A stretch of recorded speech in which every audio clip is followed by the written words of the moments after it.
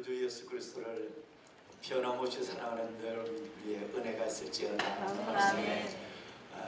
여러분, 제가 76년도에 주님으로부터 받았던 말씀이 그 말씀이 에베소서 마지막 장 마지막 절, 우리 주 예수 그리스도를 변덕 없이 변함없이 사랑하는 너희 위에 은혜가 있을지어다 하는 말씀인데, 제가 청년회 때 이 말씀을 받고 신학을 시작할 때 이게 뭐 변덕 부리지 마라, 단순하게 그런 얘기인 줄 알았어요. 그런데 시작의 삶이 하나님으로부터 주어졌다면 마지막의 삶도 하나님 앞에 결산하라 라는 말씀으로 이렇게 신앙에 철이 들어가면서 더 그 말씀이 새로워지고, 만만하지 않는 세상 한복판에서 녹록지 않은 삶을 살아가시면서도 이 사역이라고 하는, 평신도 사역이라고 하는 깃발을 뭐 지금 같으면 놓을 수도 없고 잡을 수도 없고 갈 수도 없고 멈출 수 없는 그런 힘든 상황도 우리에게 있지만, 지금까지 여기까지는 그래도 하나님 앞에서 부르시는 그 순간, 그 처음과 또 나를 마지막 부르시는 종말론적 신앙을 가지고 두벅두벅 녹록지 않는 삶을 세상과 하나님 또 영적인 것과 육적 가치를 함께 추구해가면서 그 가운데서도 하나님을 멋지게 나타내는 삶을 살기를 소원하는 여러분에게 살아계신 주께서 주시는 때로는 위로와 힘과 그리고 상상할 수 없는 하나님께서 주시는 놀라운 은혜가 되어지기를 주의 이름으로 축원합니다. 여러분, 인사 올리겠습니다. 저는 신용병 목사입니다. 저는 군에서만 29년, 30년 가까운 생활을 아마 군에서 저를 만난 분들도 반드시 계실 줄 알아요. 이전에는 서울역이나 뭐 요즘도 마찬가지로 터미널 정도 가면 뭐 아니면 예술의 전당 같은 데 가면 꼭 한두 분을 만나거든요. 왜냐하면 군에서 320만 명 정도를 만났어요. 320만 명, 제가 일기를 보니까 320만 명을 만나서 둘 중에 하나를 했어요. 예배를 드렸든지 아니면 인격지도 교육을 했든지. 사관학교 6년을 근무하는 그 6년을 포함해서 수많은 여러분들의 선배분들, 또 여러분들의 그 후배들 아니면 여러분들, 또래분들과 더불어서 저희의 작은 주어진 하나님의 청춘을, 예수의 심장을 그들에게 이식하는 일을 위해서 산다고 그렇게 살아왔는데, 돌아보면 아쉬움도 많고 하지만 참 하나님 앞에 너무너무 감사한 일이었어요. 복음체 생산, 바울, 디모데, 중생된 자, 또 다른 자에게 연결되는 복음체 생산의 역사를 지금 보고 있거든요. 그때 장교 한 사람, 그때 병사 하나를 주님과 더불어서, 그때는 토요일날 밖에, 오후밖에 시간이 없었거든요. 요즘은 뭐 토요일날 종일 쉬잖아요. 금요일부터. 그러는데 토요일날 그 오후에 만나서 복음을 나누면서 했던 그 우리 믿음의 아들들이 지금 한국교회의 사역자가 되고 평신도가 되어서 이 오늘의 교회부터 시작해서 우리 여러분 3.1교회까지 모든 교회에 아주 킹맨들로 섬기고 있는 모습을 바라볼 때에, 이 복음 재생산이라고 하는 것이 이게 어마어마한 거구나. 이게 정말 재밌는 것이고 대단히 신바람 나는 것이구나. 그래서 군을 떠난 지가 딱 10년입니다. 2009년 3월 30일부로 전역하고 2009년 4월 5일 바로 그 다음 달 첫째 주로 지금 저희 시내가 푸른나무 교회 담임 목사로 책임을 받아서 지금 10년 한 5개월째 교회를 섬기고 있습니다. 저와 동역하는 장로님들이 오늘 함께 오십니다. 장로님들 잠깐 우리 인사드릴까요? 장로님 잠깐 좀 일어나십시다. 어디를 가든지 제가 외부에 섬기러 갈 때 우리 장로님들 같이 가서 먹고 자고 합니다.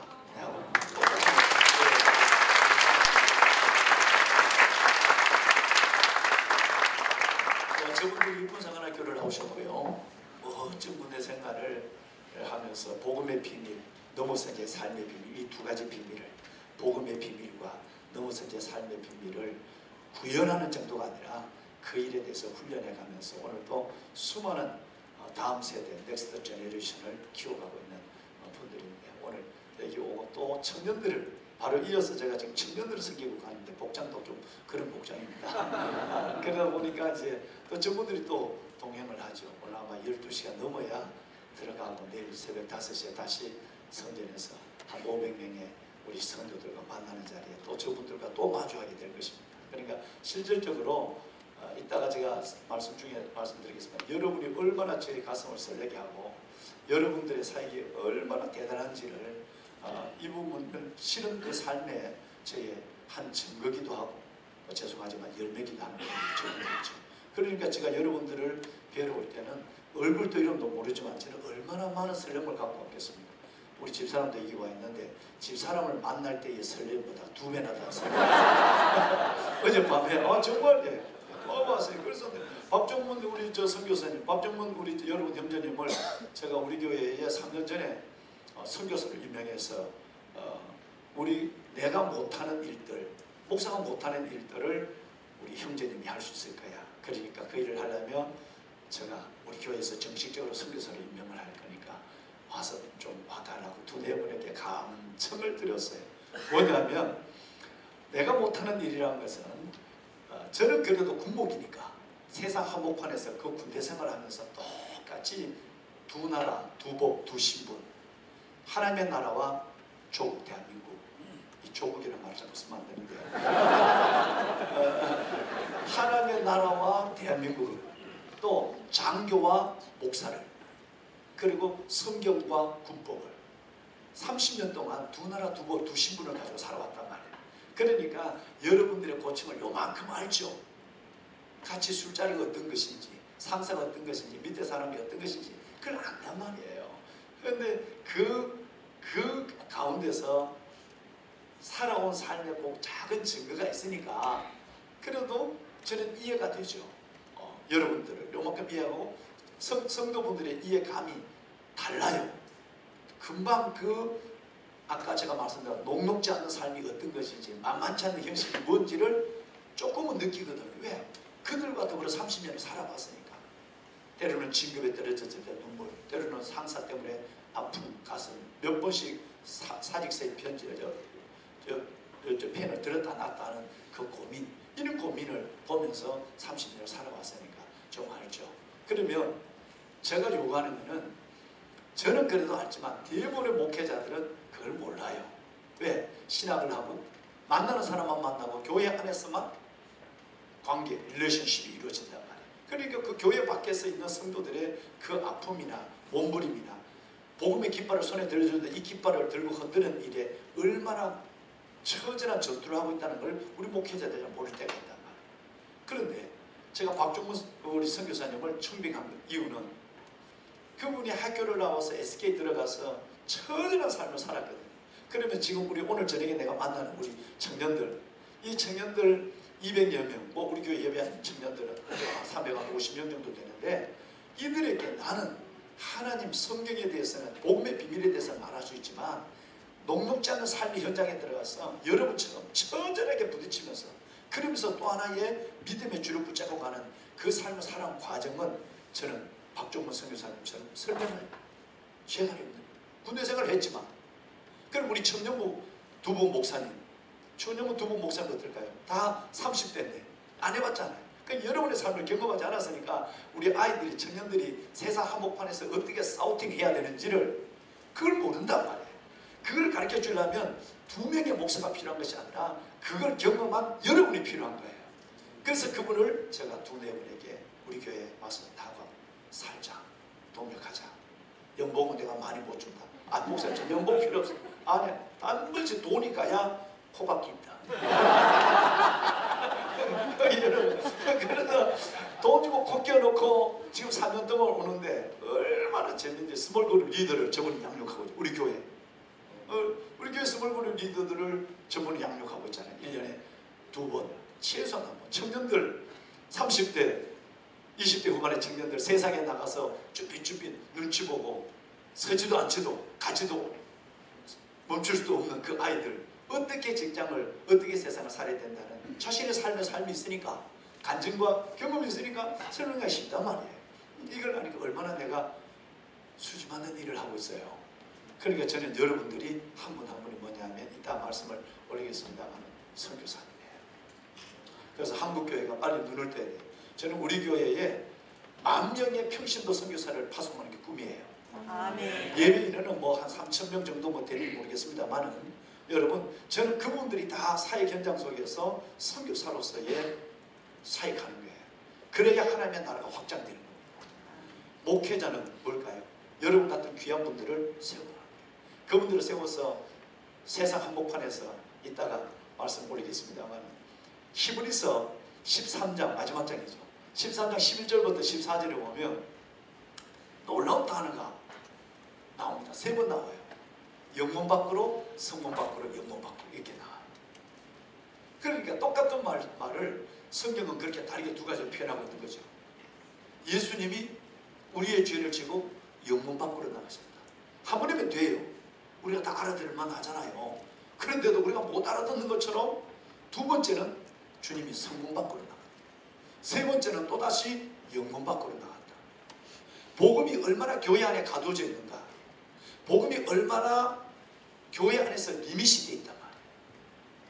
여러분, 이것이 복음은 그렇게 아니거든요. 이 복음은 세상 속으로 나가야 되거든요. 영문 밖으로, 성문 밖으로 나가야 되는데, 그 성문 밖으로 나갈 수 있는 여러분 같은 대단한 자원들을 하나님 앞에서 함께 기도하고 세워서 그분들을 통해서 세상을 정복해가는 야성을 심어주고 영성을 더해주고, 그리고 그 안에서 그 또 하나의 내가 삶에 돈을 모으고 자녀를 얻고 가정을 이루고 여러분 뭐 어떤 꿈을 이루고 이 소박한 성취도 중요하지만 그 안에서 복음 재생산의 기쁨을 갖게 해서 살아가는 삶의 목적과 본질을 잃지 않게 하는 것. 여러분, 이것이 교회가 해야 될 일이거든요. 그러면 그건 그 일이 지금 가장 시급하고, 그것이 회복되면 저는 한국교회가 회복된다고 생각하거든요. 아멘. 이 본질을 놓치니까 지금 우리가 이 목사가 이상해지는 거예요. 이 본질을 놓치니까 시선이 딴 데 가 있는 거예요. 여러분, 존경하는 여러분, 우리 교회에 제가 2009년 4월 5일날 신목일날 부임을 하면서 첫 설교가 뭔지 제가 잠깐 말씀을 제가 드리겠습니다. 첫 설교가 4가지 프레임을 세운다는 거예요. 패러다임의 변화예요. 상하 구도에서 수평 구도로, 목사 중심에서 평신도 중심으로, 성장 구도에서 몇 명이 모이느냐, 얼마나 교회가 크냐, 또 성장 구도에서 어떤 사람, 어떤 제자를 만들까, 건강 구도, 직분 중심에서 은사 중심으로, 장로냐, 안수집사냐, 목사냐, 이게 중요한 것이 아니라 그분이 하나님께 받은 달란트가 뭐냐. 그러니까 여러분 한 분이 깨어나고 살아있을 때 여러분이 만나는 수많은 직장의 사람과 여러분의 가정과 여러분의 관계하는 모든 일들 속에서 얼마나 어마어마한 일들이 일어나겠어요. 그 일들이 일어나려면 교회 자체가 이 4가지 패러다임에 꽉 박혀있어요. 상하구도에서 수평구도, 목사 중심에서 평신도 중심, 성장구도에서 건강구도, 직분 중심에서 은사 중심이에요. 할렐루야. 네. 저는 한국교회가 다시 한번 기지개를 키려면 이 4가지가 일어나면 된다고 생각하거든요. 여러분, 철저하게 교회가 이상한 집단이 돼가고 있거든요. 위에 회장 대표 같은 목사가 하나 있어요. 이사들 장로가 있어요. 그 다음에 그걸 도와주는 상무, 안수집사 있어요. 여러분, 이상해요. 그러니까 나중에 그들이 믿는 믿음의 연조와 믿음의 작은 라이센스는 뭐라고 하느냐면 안수집사, 권사, 장로 되는 게 목적이에요. 그런 숫자가 많아지면 교회가 부흥한 거예요. 건물까지 크면 더 좋고. 여러분, 지금 뭔가 큰 걸 지금 잃어버리고 있거든. 본질을 잃어버리고 있는 거예요. 그러니까 자연적으로 뭐가 되느냐, 상하 구도가 되는 거죠. 근데 이 상하 구도는 아니, 많은 제사장설, 왕같은 제사장, 거룩한 나라, 하나님의 소유된 백성들이 함께 있는 그것이 똑같은 거예요. 죄송하지만 저희 10년 동안 제가 사역을 하고 있습니다만 우리 장로님들이 42분이에요. 당회실에 어디를 보더라도, 오늘 새벽에도 잠깐 나눴습니다만, 당회실, 담임 목사실 어디를 보더라도 담임 목사 신용백이라는 명패는 하나도 없습니다. 앞으로도 안 둘 거예요. 안 두는 이유가 간단합니다. 나가 쫓겨나갈 때 보따리 사기 싫어서. 웃는 얘기예요. 제가 군에서 뭐 대령, 군종참모 대령 신용백, 뭐 중령 신용백, 뭐 대유부터 해서 제가 해봤어요. 이사 갈 때 신문지로 내가 내 명패를 사거든요. 14번 이사를 하고 15번째 교회가 지금 교회입니다. 그러니까 나는 이제는 다 산전수전 공중전 다 겪었거든요. 그러면서 이 명패가 무엇을 의미하는지를 아는 거예요. 잘못하면 그 명패가 이상해지게 되는 거예요. 이것이 내가 당회장 신용백 목사. 여러분 그것이 없어도 교인들은 내가 담임 목사인 줄 다 알고요. 심지어 우리 마을에 나가도 내가 다 시내가 푸른음악이 담임 목사인 줄 다 인사해요. 교회 안 다녀서 나를 보고 할렐루야 이렇게 근데 그게 명패가 왜 필요해? 여러분 저는 이 부분에 대해서 그것이 자칫하다 보면 회장 같은 당회장도 회장이네 그러고 보니까요. 여러분 이게 상하구도의 의식이 서버리게 되면 교회는 이상한 집단으로 바뀌어져요. 상하구도에서 수평구도가 이루어져야 하나님의 나라가 임하는 거예요. 성장구도에서 건강구도. 몇 명이 모이냐 그게 중요한 것이 아니라 어떤 분이 모이냐. 저희 교회가 제가 부임할 때 한 700명 정도 됐어요.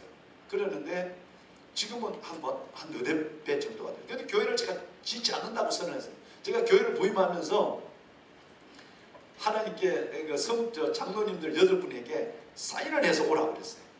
내가 이력서를 내기 전에 사인을 3가지를 하면 내가 이 교회를 부임하겠다고 얘기한 거예요. 그 3가지 첫째가 뭐냐 하면 교회를 안 지어야 된다. 우리 교회는 900석 정도밖에 안 돼요. 1000석이 안 돼요. 근데 그 교회를 부수고 2010년에 89억을 들여서 교회를 짓게 돼 있었어요. 근데 보니까 교인이 760명이에요. 4주 동안 통계를 내보니까 760명인데 900석 교회가 있는데 부술 이유가 없는 거예요. 그렇잖아요. 부숴야 될 이유가 있다고 생각해요. 여러분 예배 인원이 4주 동안 통계는 962명이에요. 762명인데 여러분 지금 예배 공간이 900석이에요. 그러니까 그 교회를 부술 이유가 없잖아요. 그것도 1, 2, 3부를 드려요. 오후 예배까지 이름을 4부로 붙여서 드려요. 그러면 760명을 4부로 나누면 어떻게 되겠습니까? 그런데 왜 교회를 지어야 되느냐 이 말이에요. 돈은 있고 교회 성명 40년, 지금 올해가 50년이에요. 40년이 됐고 번듯하게 교회 짓고, 왜냐하면 기도원이 멋진 기도원이 있으니까 기도원 이름도 바꿔버렸어요. 수속 작은 나라. 다음에 혹시 우리 수속 작은 나라에서 한번 수련했으면 좋겠어요. 이름도 이쁘지 않습니까? 그 나라의 대표는 담임 목사가 아니고 여러분 같은 평신도 전문가가 수속 작은 나라 대표예요. 그분이 오늘 내가 지금 그거 가요. 그래서 그 대표님에게 통제를 받으면서 청년 수련을 해야 돼요.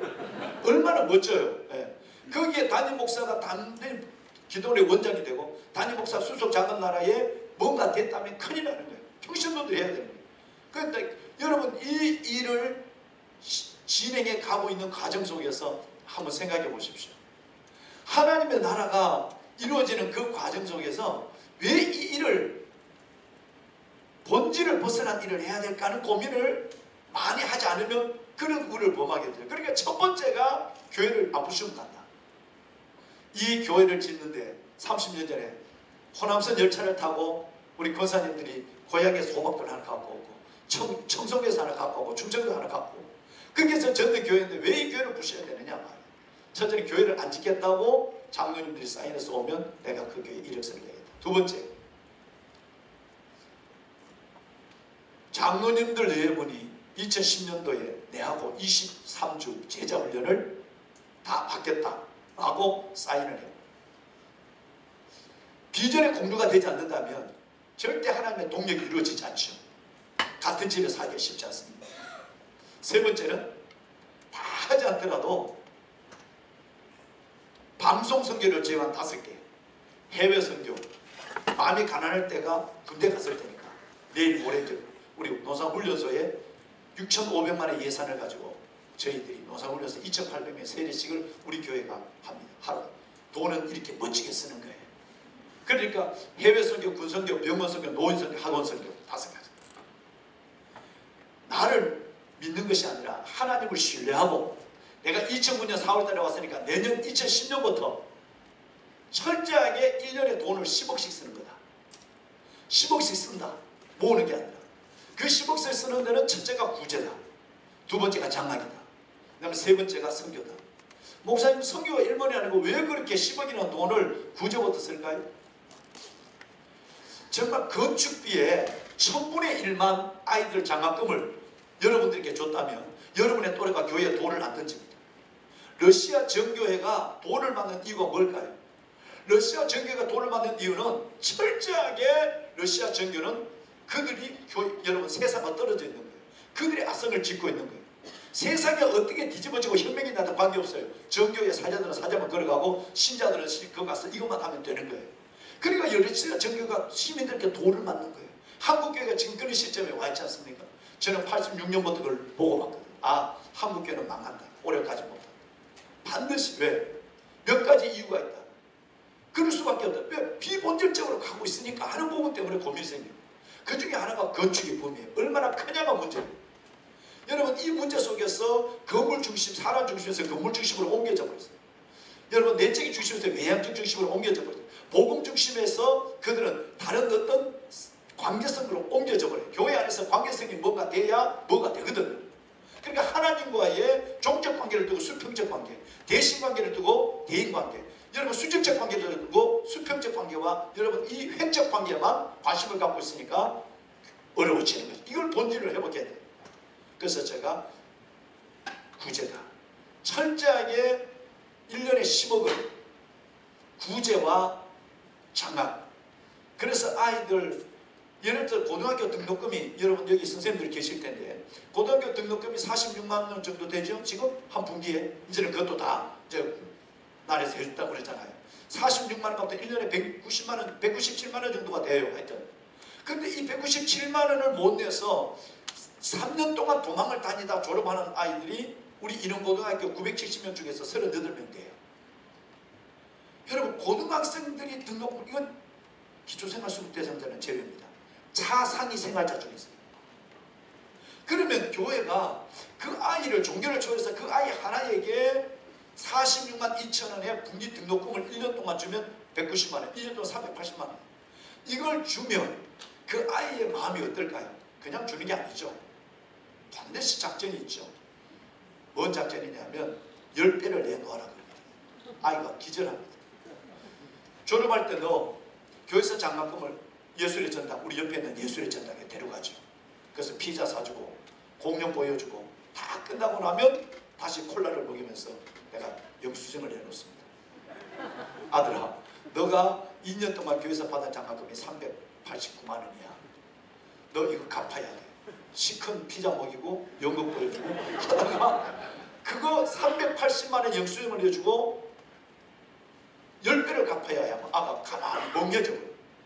너 이거 반드시 갚아야 돼. 수많은 성도들의 기도가 있고 그동안 물론 많은 편지가 가고 많은 교제가 이루어졌죠. 우리 그 고등부 목사님이나 우리 저에서 이것은 너가 살아가는 일생 동안 교회를 통하지 않아도 된다. 너 지금 너 있는 학교에 장학금을 보내도 된다. 한복 안 해도 된다. 380만 원을 받고 너가 졸업했다면 너는 3,800만 원을 반드시 너와 같이 어렵지만 멋지게 공부하고 건강하게 졸업하는 너의 후배들을 위해서 너는 일을 해야 돼. 꼭 이런 고등학교 동일 여상 안 해도 돼. 너가 원하는 대로 해야 돼. 이게 복음 사랑의 빛을 갚는 거예요. 그때서야 마음이 안심돼서 콜라가 넘어가는 소리가 10배를 갚아요. 근데 실은 여러분 그 10배를 갚는 아이들이 지금 너무 많거든요. 할렐루야. 교회를 안 다닙니다. 여러분 그들이 이 장학이라는 걸 통해서 하나님 교회를 모르지만 1년쯤 지나가면 내게 계속해서 46만 원을 보내주는 이 교회가 뭘까? 한 번은 체면적으로 가요. 두 번은 만나요. 그 안에서 여러분 같은 분을 만나면 뭐가 일어나는 거죠. 뭐가 일어나는 거예요. 심장이 이식되는 거라. 그러니까 1년에 10억씩 교회를 짓지 말고 89억을 가지고 1년에 10억씩 구제하고 장학하고 그리고 군선교, 해외선교, 병원선교, 학교선교, 노인선교 이름 내는 방송선교 하지 말고 이 5가지 선교를 요청한다. 사인을 하라. 우리 장로님들이 다 사인했어요. 그리고 나를 청빙했어요. 그러니까 여러분 얼마나 내가 여러분 교회에서 청빙하면 목사님들 수없이 많은데 나는 내가 원하는 3가지를 한다면 그 교회 가겠다고 그러는데 이 교회가 정신이 없었어요. 내 인물에 반했는가 봐요. 그런데 이분들이 정신없이 담임 목사님부터 시작해서 장로님들이 다 사인해서 왔네. 목사님 멀상 교회 우리 설교도가 2억 2천만 원 주고 설교도가 나왔는데 교회 안 짓겠다는 거예요. 대단한 겁니다. 여러분 교회 안 짓겠다는 거예요. 그리고 여러분 제자훈련을 장로님들 원로장님들 다 받겠대. 그리고 당장 2010년부터 군선교, 해외선교, 노인선교, 학원선교, 여러분 이 병원선교를 급한 순서대로 얘기한 겁니다 지금. 예, 이걸 하겠다는 거예요. 그런 교회가 어디 있겠어요? 여러분 힘을 받는 거죠. 죄송하기는 지난 딱 1년 전 이때 극동방송에서 14개 전국에 있는 극동방송 14개 지국에서 지금 서울극동방송 사장님이 저에게 극동방송 직원 부흥회를 한번 초대했어요. 왜 나냐? 내가 방송 설교도 안 하는데 한 번도 안 해. 그런데 왜 나냐? 그러니까 자기 아들이 인천 영락교회 담임 목사예요. 목사님, 내가 방송국의 사장이다 보니까 교회가 다 한국교회가 다 리서치가 되잖아요. 저절로 됩니다. 근데 정말 내가 다니고 싶은 교회, 내 아들이 목회하고 있는 연세대 나와서 이제 영락교회를 다니고 내 아들이 꼭 이런 교회를 세워달라고 소원하고 싶은 애비의 마음을 담은 교회가 시내가 푸른나무 교회. 정말 가장 건강한 교회, 한국교회에서 가장 빚어 있는 교회라서 제가 목사님을 김양환 목사님과 우리 김효선 목사님이 청빙을 했어요. 그래서 삼성연수원에서 작년 이때에 부흥회를 했어요. 전국에 있는 여러분 그 극동방송 전체의 직원들, 방송 실행위원들만 한 방송에 4명 빼는 거 다 모았습니다. 그때 내가 알았어요. 우리 교회가 제일 건강하다는 걸. 그때 몰랐어요. 우리 교회 자랑 같아서 죄송합니다만 정말 아까 우리 저 엘더 그룹들이 와 계십니다만 너무너무 건강합니다. 왜? 기준이 딱 있습니다. 그래서 어떻게 하면 여러분이 잘 아는 찰스 셀돈의 예수님은 어떻게 할 것인가 책이 있잖아요. 그죠? 그 책을 고전이잖아요. 예수님은 어떻게 할 것인가 찰스 셀돈의 그 책을 고전으로 얘기했거든요. 뭐 토마스 아켄피스의 글쓰기 본받아처럼 고전인데 여러분 어떻게 하면 이 교회라는 공동체가 어떻게 하면 여러분과 저의 사역이 예수라면 진짜 이렇게 할까? 라고 하는 그 기준에 딱 넣으면 정답이 딱 나오는 거예요. 존경하는 그리고 보배로운 여러분, 정말 여러분 한 분이 그리스도의 영을, 그리스도의 말씀을, 그리스도의 온전한 복음의 심장을 소유함으로 말미암아 저는 여러분이 섬기는 교회와 여러분의 직장 속에서 어떤 변화와 어떤 하나님의 나라가 이루어질까 기대가 되는 마음에서 제가 오늘 1,700원짜리 빵을 하나 갖고 달려왔습니다. 정말입니다. 그 빵 하나, 장로님 그 빵 하나 가와봐요. 나 이거 오늘 갑자기 또 빵을 팔아야 되니까. 장로님 감사합니다. 여러분 오늘 제가 그냥 실은 계란을 우리 수속 작은 날에서 생산하는 계란을 여러분에게 한 그릇씩 가져오려고 했는데 지난주에 사고가 났어요. 글쎄 우리 계란이 한 알이 계란이 800원이에요. 별로 놀라지 않는데 800원 이상의 계란을 드시나 봐요. 30개 판이 아니고 10개 들어가는 계란 한 꾸러미가 8,000원이에요. 그런데 이 계란이 사료를 먹이지 아니하고 23가지 황토, 수, 척지, 녹이, 쌀쌀액이죠. 이걸 해서 효소를 만들어서 먹여요. 근데 그 계란이 이번에 지난달에 식품금융원에서 우리나라에서 가장 좋은 계란을 판매해놨어요. 우리나라에서 가장 비싼 계란은 하나에 1,670원이 한 알에. 신세계에서 판매하는 한 알에 1,670원보다 더 비싼 계란이, 더 좋은 계란이 우리 계란이라고 판매해놨단 말이에요. 남의 일이라도 좀 그래도 좋아. 지금 그 계란을 제가 여러분에게 드리려고 했는데 2주 동안 계란을 판매를 못해요. 우리 교회에 야단이 났어요. 2주를 판매 안 했으니까. 왜냐하면 지난주에 저분들 헌신 예배 드린다고 오후 예배 나오는 500~600명 전체에다가 다 계란을 4구 10개는 못 드리니까 4구짜리 4개씩 드린다고 2주 동안 모은 거예요. 그래서 성도들에게 계란 판매를 양해해 주세요. 못합니다 라고 한 거예요. 그러니까 계란이 이번 주에는 어떤 일이 있어도 예수님 재림하기 전에는 계란을 팔아야 돼요. 계란이 없어요. 닭이 400마리인데 계란 하루에 놓는 것은 320개도 못 놓는데 그 계란이 뭐 성일도 주일 성수도 안 하고 걔들은 막 나와요. 그래도 지금 안 되는 거예요. 그래서 오늘은 실은 내가 여러분들에게 한 150분 정도 된다고 그래서 내가 우리 선교사님하고 진짜 계란 한 꾸러미 갖다 드리고 싶다 그러니까 도무지 오늘 사무실에서 목사님 진정하세요. 이번에 안 나면 목사님 이 교회 쫓겨납니다. 그래서 내가 어쩌죠. 그러면 대안을 좀 내놔라. 그랬더니 그 계란 한 판 정도 되는 건 안 되지만 그래도 계란 2알 정도 되는 값은 한국에서 만든 것 중에 제일 맛있는 단팥빵입니다. 이거 나중에 들어보시면 고맙습니다. 강불량 젤리라고 아마 인터넷 들어보시면 이것 때문에 뭐 줄 서서 야단이죠. 예, 아마 우리는 가장 이 하나가 1kg 정도가 됩니다. 이거 거짓말 좀 못했어요. 이거 하나 혼자 다 못 먹어요. 커피하고 먹으면 오리지널 팥으로 진짜 제대로 된 맛. 이걸 주문을 해서 올라왔는데 여러분 혹시 이따가 커피하고 오전 오후에 맛있게 드시기 바랍니다. 실은 여러분들을 어떻게 하면 격려할까 너무 흥분이 되거든요. 저는 목사님을 만난 것보다 평신도 만나면 막 흥분이 돼가지고 그래서 왔는데 실은 오늘 저에게 주어진 시간이 오전 시간이라 그래서 저는 다른 것보다 정말 내 가슴에 있는 얘기들을 외람되지만 15번째 교회를 섬긴다 그러잖아요. 목회를 지금 37년째 목회를 하고 있습니다. 38년째입니다. 그러면서 내가 여러 가지를 하나님 앞에 여러 가지 교육과 여러 가지 훈련, 여러 가지 목사, 세미나, 수련회 그리고 예배 여러분 해봤지만 내게 만약에 생명이 3시간 있는데 한 영혼을 맡겼잖아. 너 3시간 후에 죽는다. 그래서 한 영혼을 맡겨준다면 뭐만 하고 내 앞에 올래? 아니면 내가 만났지만 다시 만나지 못하는 그룹들을 내가 섬기게 된다면 내가 무슨 말을 하고 싶을까? 라고 생각했을 때 작은 것이 정리가 됐어요. 그래서 오늘 짧은 시간이지만 저는 여러분들하고 이 가슴에 있는 얘기들을 좀 잠깐 나누고 싶은 생각이 있어서 제가 여러분을 달려왔습니다. 먼저 성경 한 장 읽고 잠깐 브레이크 타임을 좀 갖도록 하겠습니다. 네, 성경 좀 하나 읽죠.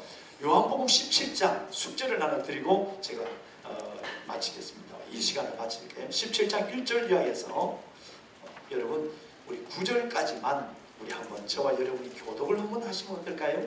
뭐 인터넷 휴대폰을 참고하셔도 되고요. 성경을 보셔도 되고 요한복음 17장 1절로 9절 한 절씩 교독하시겠습니다. 자, 예수께서 이 말씀을 하시고 눈을 들어 하늘을 우러러 이르시되 아버지여 때가 이르렀사오니 아들을 영화롭게 하사 아들로 아버지를 영화롭게 하옵소서. 아버지께서 아들에게 주신 모든 사랑을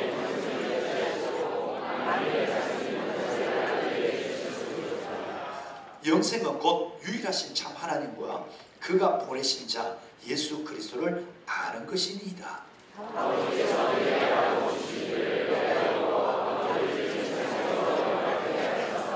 아버지여 창세전에 내가 아버지와 함께 가졌던 영화로서 지금도 아버지와 함께 나를 영화롭게 하옵소서.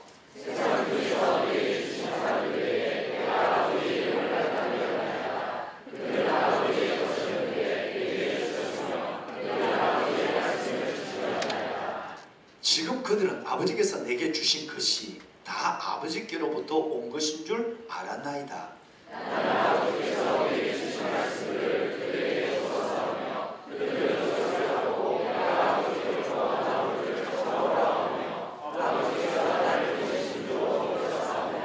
함께요. 내가 그들을 위하여 비옵나니 내가 비옵는 것은 세상을 위함이 아니요 내게 주신 자를 위함이니라. 그들은 아버지의 것이로소이다. 아멘. 네. 존경하는 여러분, 자 오늘 이 본문 이건 뭐 여러분이 지금까지 많은 여러분이 함께 있는 공동체와 나누었죠. 요한복음 17장은 복음서에 나오는 유일한 예수님의 기도로만 구성되어 있는 성경이죠, 그죠? 예수님의 십자가 전에 예수님의 온 한 장 전체가 예수님의 기도로만 딱 들어있어요. 대단한 진리가 이 안에 들어있습니다. 그런데 이걸 읽어보면 그 안에서 우리가 아는 하나님의 진리로 거룩하게 하옵소서. 아까 우리 간증하신 우리 형제님이 In the world and not of the world, 이것이 세 가지 중에서 첫째가 하나 되게 하소서, 두 번째 In the world and not of the world, 세상에 있지만 저들이 세상에 속하지 않게 하여 주옵소서. 내가 바라 기도하는 것은 그들을 세상에서 데려가기 위함이 아니라 제가 세상에 속하지 않기 위함입니다. 아버지의 말씀은 진리입니다. 어떤 여러분 요한복음 17장에는 막 너무 많은 진리의 파도가 우리를 매일매일 그냥 은혜로 덮어주고 있는 거죠. 그런데 어느 날 몇 년 전에 제가 중령 때였어요. 중령 때에 제가 보직을 받고 신고를 하러 또 갔는데 군복을 입고 또 갔는데 가기 전에 이제 내가 만난 군단장님, 이 군단장님이 처치 멤버예요. 교인이에요. 그 얘기를 들었거든요. 정보를 받았잖아요. 이 처치 멤버인데 이분 내가 가서 뭐 복장도 딱 저거 하고 이분이 이렇게 처음 만나게 돼서 내가 혹시 이분이 처치 멤버지만 집사님인데 군에 확신도 없다는 얘기도 들었고 술은 우리나라의 군에서 제일 많이 드시는 분이라고 소문이야. 삼성자분들로서 술을 우리나라에서 가장 많이 먹는 집사님이래. 그 집사님을 많이 빠졌으면 좋은데 근데 아마 벌써 아마 다 알잖아요 정보가. 그래 가는데 그분이 이렇게 가는데 제가 고민이 생겼어요. 그래서 아침에 어제 새벽기도 하고 큐티를 딱 하는데 하나님이 말씀을 가지고 저를 신방해 준 거예요. 그 신방한 말씀이 오늘 이 부분이에요. 그래서 나는 신방이 이쪽에 10절 이하여서 마지막 절까지 가면 뭔가 하나님께서 내게 대단한 걸 줄 줄 아는데 그게 아니라 앞부분을 준 거예요. 그러면서 주님께서 내게 주신 말씀 잊을 수 없어요. 여러분 하나님이 내게 주신 사람, 하나님이 내게 주신 일, 하나님이 내게 주신 말씀이에요. 하나님이 이 세 가지 말씀으로 신방을 온 거예요. 오신 거예요. 여러분 그러니 내가 신고를 하러 가는 1군단이었어요. 저 벽제. 그 군단장님이 리얼 크리스찬이 되어서 우리 교회 지금 우리 교회 여기 동탄에서 우리 교회까지 예배를 참석하십니다. 성경을 두 번을 다 필사하시고 세 번째는 지금 영어로 쓰고 있는데 다음 달 12월 목표인데 다음 달까지 영어로 성경을 쓰는 것이 끝납니다. 멋지잖아요. 한 사람의 평신도를 저는 거기에 집중한 거예요. 계급으로서는 위에 있는 군단장님이고 나는 군단 참모니까. 그렇지만 저분은 하나님께서 내게 주신 사람이야. 내가 저분에게 보직 잘 받아서 나중에 대령 진급이나 하고 이 목적이 아니라 하나님의 1차적인 목적은 저분을 리얼 크리스찬으로 만드는 거야. 저분 하나님이 내게 주신 사람이야 라고 생각할 때 여러분 그전에는 첫 초면이니까 저분이 제일 먼저 뭘 질문할까? 저분이 뭘 또 얘기할까? 뭐 이런 생각이었는데 이제는 여러분 이 말씀이 새벽기도 마치고 큐티한 이후에 하나님이 이 말씀을 신방한 이후에는 얼마나 만나고 싶은지 처음 만나는 거예요. 군대 생활에도 그분 같이 근무한 경험이었거든요. 그런데 그 어설픈 처치 멤버인데 기대가 되는 거예요. 왜? 저 군단장은 정중민 중장은 내가 너에게 보내준 사람, 나의 사람이야. 왜? 오늘 보면은 2절, 9절 한 문제가 몇 절? 여러분 한번 잠깐만 볼까요? 2절, 6절, 9절 한번 보세요. 2절 말씀에 보시면 오늘 읽으신 말씀에 아버지께서 아들에게 주신 모든 사람, 아버지께서 아들에게 주신 모든 사람. 6절 세상 중에서 내게 주신 사람. 9절 내게 주신 자들을 위합니다. 아버지께서 내게 주신 사람, 내가 지금 만나고 있는 사람, 내가 지금 섬기고 있는 사람은 우연히 하나님의 인연에서 만난 것이 아니고 하나님이 아예 딱 찍어서 이 사람 내가 너에게 보냈다. 여러분의 이 순장분들, 여러분들께 수능들을 하나님께서 하나님이 보내주신 사람이라는 거예요. 이때는 아멘이 되시면 정상이라고 생각합니다. 안 되어도 이것은 별 문제가 없습니다만 여러분 정말 이거 사람을 보는 자세가 달라져 버렸어요. 사람에 대한 기대가 달라져 버리고 하나님에 대한 조명에 대해서 여러분 내 마음이 집중되기 시작합니다. 내가 내게 심지어 좋은 사람이 아니라 나를 까다롭게 하는 사람, 목사를 힘들게 하는 사람, 계급으로 누르는 사람 있잖아요. 그죠? 계급으로 누르는 지위가 아니라도 저거는 하나님께서 내게 보낸 사람이야 라고 생각하는 순간 미움이 없어요. 미움이 없어야 기도가 되고 기도가 돼야 변화가 돼요. 그러니까 이게 안 된단 말이에요. 그러니까 여러분 그 결과로 이분이 얼마나 술을 고래로 드시는지 몰라요. 그것도 술을 어디서 드시냐? 예수 믿는 참모들 집에 밤에 가서 술을 먹어. 집사님 집에 안수님이랑 저 술을 먹는 거예요. 근데 여러분 그분이 하나님께서 내게 주신 사람이라고 딱 첫날 신방하기 전에 하나님의 말씀으로 나를 신방했으니까 달라졌죠. 그러니까 그분이 얼마나 사랑스럽겠나. 술 먹고 막 어떨 때는 내가 여러분 저 경기선을 복구시킬 때 지뢰를 70만 발을 캐냈어요. 지뢰를 캐냈는데 그 제밭에 병사들을 집어넣고 있을 때 내가 가서 군단장이 두 가지 청이 있습니다. 하나는 이 부하들을 저 지뢰밭에 내일부터 투입되는데 정말 우리 군단장님 집사님이라서가 아니라 나와 함께 저 아이들 발목 잘리지 않도록 다리 날아가지 않도록 죽지 않도록 기도하는 거 이거 지휘관의 마음, 아비의 마음이 아닐까요? 군단을 기도합시다. 새벽 기도. 두 번째는 새벽 기도 하시려면 약주를 11시 이후에 드시면 안 됩니다. 순에 약주를 하면 안 됩니다. 아니, 이분이 그동안에 뭔가 지금 저 목사가 나를 너무너무 사랑한다. 왜 내가 술 먹고 이렇게 하고 하는데도 저 목사는 왜 저렇게 나를 싫어하지 않지? 뭐 이런 눈치를 가지고 있는데 내가 가서 얘기했거든요. 이분이 목사님 새벽 기도는 저는 안 됩니다. 그 목사님이 열심히 하시고 난 새벽 기도 할 수 있도록 눈 오면 길이나 치워주고 그러더니 내가 하는 거야. 그럼 목사님 새벽에 내가 새벽 기도 안 나가면 내가 처음으로 새벽 기도 가면 사람들이 웃지 않을까요? 그러면 내가 운동하는 척하고 운동복을 입고 전수부관 데리고 내가 교회에 살짝 가겠습니다. 추리닝 입고 가도 됩니까? 군단장님 팬티만 안 입고 오면 됩니다. 여러분 그 다음날부터 이분이 새벽 기도를 하기 시작했어요. 수많은 부하들을 지뢰밭에 모아놓고 본인은 하는 거예요. 그런데 술이 하루에 끊어집니까? 새벽 2시까지 술 드시고는 5시에 새벽 기도를 나오세요. 그래서 나와서 별셋을 딴 어른이 거기 있는 집사님들이 있는데 부하들이 있는데 별셋 딴 어른이 얼굴이 술 냄새가 푹 나면서 옆에서 끝내는 엎드려 버려요. 여러분 별셋 계급장이 다 보여요.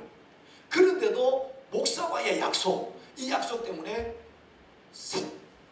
술을 만취가 된 지 3시간이 됐는데도 전수부관 데리고 오는 거예요. 전수부관 부축을 받으면서 계단에 올라와서 새벽 기도.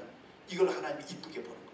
근데 문제는 내 눈에 이뻐 보인다는 거예요. 여러분 그렇게 술을 먹지 말라고 하는데 저렇게 술을 죄송합니다. 떡이 되도록 드시는 저 어른이 얼마나 이쁜지 내 순원들이 내 있는 성도들이 저 같으면 이뻐 보이지 않으면 여러분 절대 변화되지 않습니다. 왜? 기도가 안 되니까. 가다가 찜차나 뒤집어져 버려라. 여러분 마음에 이런 마음이 있는데 하나님 그게 될까요? 기도가 될까요? 변화 안 됩니다.